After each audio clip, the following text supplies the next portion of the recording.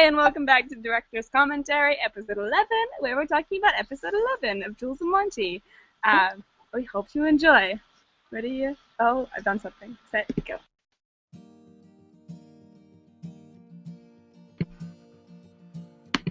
Shout out to my good friend Katie Gavin, who sings this song. It's called Red Shoe. No, this is Fallen. No! So talented, so talented. I loved Imogen. I know that it was sometimes maybe a little frustrating for you, but I loved working on this monologue with you. Like, you and I were just, like, really, like, on the same page with how we wanted it to look and be. And, like, once we got it there, like, I just, yeah, I love it. And you guys got it. Like, this looks excellent. I love this monologue. This is actually something we put in a later draft simply because of how much I love this monologue. It was hard, though, because I memorized the day of, you can ask Emma, so it was a little bit of a rush to get the lines in, and then I found myself getting, like, really embarrassed and overheating in the bed, because I'm covered in blankets, and it's also, like, a very sexual monologue, what you don't realize is that there are, like, 6 people behind the camera watching you deliver this monologue about wanting to have sex with your boyfriend, and it just was like one of those things that was a little embarrassing. It's great because it's making you blush, and that's such a wonderful thing for Jules to be doing, giving this monologue, even just to herself, like, she's so caught up in it, she can't help but blush at the things she's thinking about, and I think that that's kind of adorable and wonderful and real. Oh, I loved it. It was one of the highlights of this whole series was working with Evie on that monologue. It was wonderful. I love this weird-ass glitch. Camera glitch 1 of 2. Ben really pushed for those, and I love that he did, because they just look so good. Find that asshole. What happened? This doesn't concern you. Oop, call command in the room again. Oh, but the hug. The hug is just like he could keep it under control this time, and he's still trying to be a good big brother. And I love it. Okay, Nancy, tell me what happened. Are you alright? Is everybody at the party okay? This was so hard. This was hard. This seems just Tell me what happened. You're freaking hard. Like, It was just hard, yeah. It was just a... Is he okay? It was kind of very... a frantic energy that I hadn't brought to this character before. Yeah, I think that nailed it. It's the different sort of energy and the pace we had to keep. Also that we're talking about events that we filmed the party months before we did this scene. So it was a very strange, like, okay, let's just remember how that felt, invent that feeling again, and let's do it. And it's a very tense moment between the two of them where they're both worried about somebody else. So it's almost a disconnect between Jules and Nancy, and for Evie and I, that was challenging. Yeah, I think it was 2 things. It was, 1, the disconnect between Jules and Nancy, which I really don't think you feel really at any other point in the series. And 2 was that I saw Nancy as a really strong character, and, like, having, like, a moment of vulnerability and, like, having her break down was really hard to do, and also just challenging for me as an actress, like, period. Like, I'm not one of those people that can, like, cry on command, so, like, it was hard bringing myself to that place, but I'm happy with how it turned out. Also, the energy that you two brought to the room. I remember Emma and I were just sort of sitting on the bed opposite this one, floored by what you guys were doing, because every time you did it, it was just so frantic and so alive and scary. I remember we were trying so hard to, like, not overthink the acting of this episode that we kept thinking about the minute details. Like, do I have to put my coat on? What about the shoes? Should we put the shoes on here or there? Where should he stand for this or that? Like, it became very detail-oriented in order to kind of let this be more natural. Because I think if you start overanalyzing yourself while you're acting, it just throws everything off. I think it also probably was kind of a feedback loop of trying to create frantic energy, and then, having that frantic energy influence how you're approaching the rest of it, like, oh, I didn't have my scarf, or, like, I only put 1 shoe on and it's going to look weird, and so we have to let's go, Yeah, I think there were probably quite a few takes of this, to be honest. Oh, that's Dadophilia. Dadophilia, though. This was kind of an accident, right?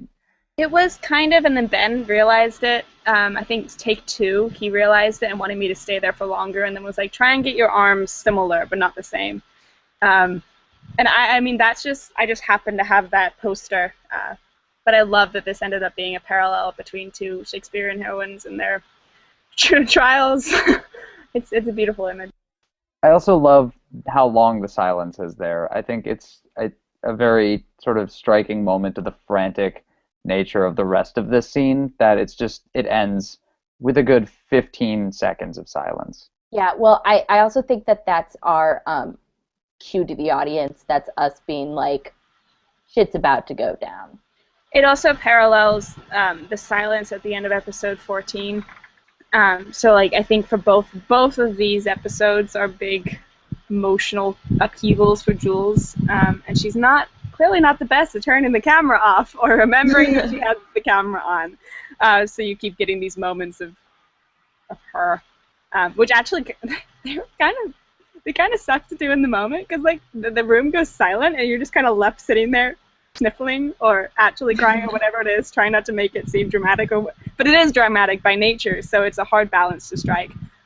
But we had such a great that's cruise. the thing, is like, we never wanted to make like Juliet, or I guess Monty, really either. Like, we didn't want to make them like super weepy or like feeling bad for themselves. Like, obviously it is a tragedy, and I think that they do recognize how like shitty their situations are.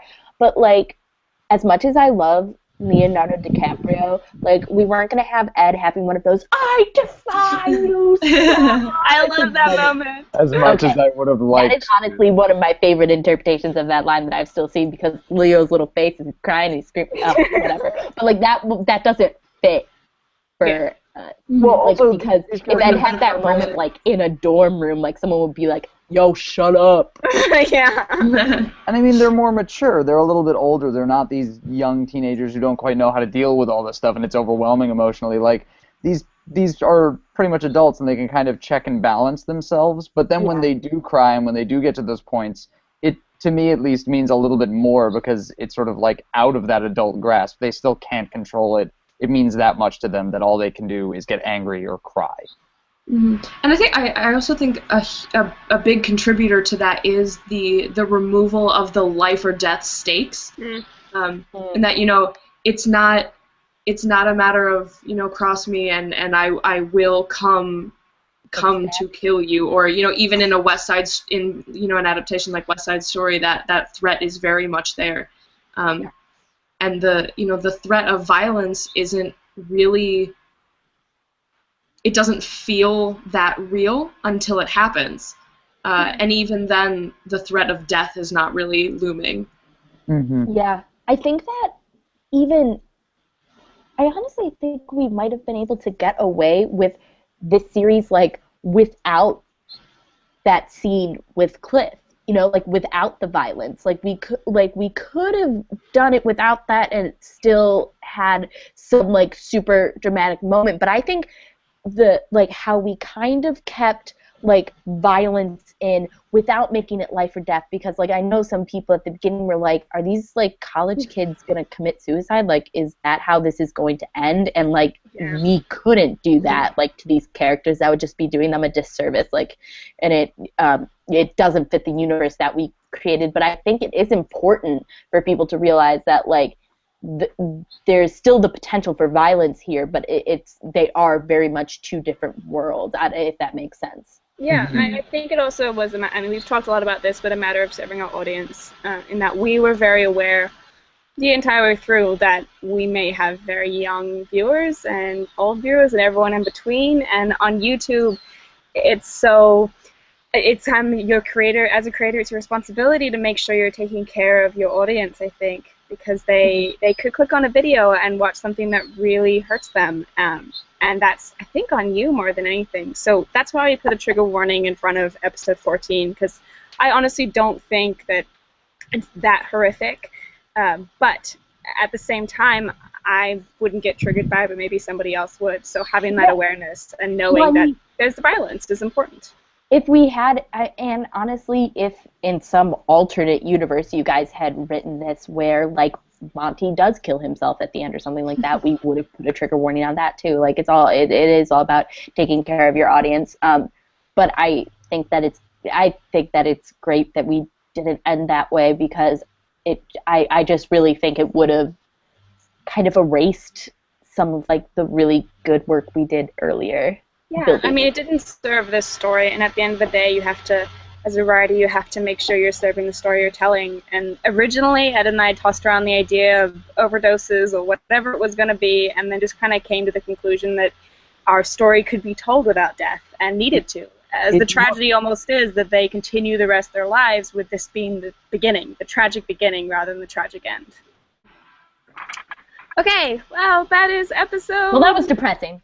Yeah, that was depressing. And on that note... we will be back next week with more for you. Thanks for watching. Bye. Bye.